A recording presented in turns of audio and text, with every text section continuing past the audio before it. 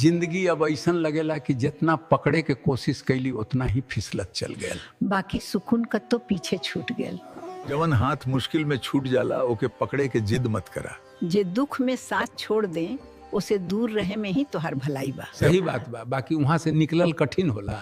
केहू के समझावे में मत लगल रहा, काहे कि जे सुनल ना चाहे ओके का समझेबा। सबसे ज्यादा तकलीफ तो तब होला जब कदर ना रहे। जहाँ इज्जत ना होखे ना उ जगह ठीक बा ना ही उ रिश्ता।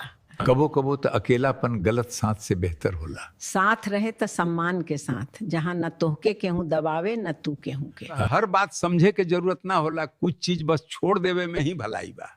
चाहे उ कौनो सामान रहे या लोग। हाँ, आजकल सब खाली स्वार्थ के ही भाषा समझेला और मौका के इंतजार करत रहेला। लोग तो मौसम जैसन बदल जाला।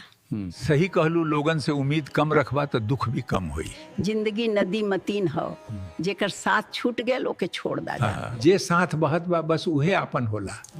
आ जे छूट गेल ओकर बस अच्छी बात और अच्छी याद साथ रखा। जिंदगी में हर लड़ाई जीतल जरूरी ना होला। कबो कबो हार मान लेवे से ही मन के शांति मिलेला।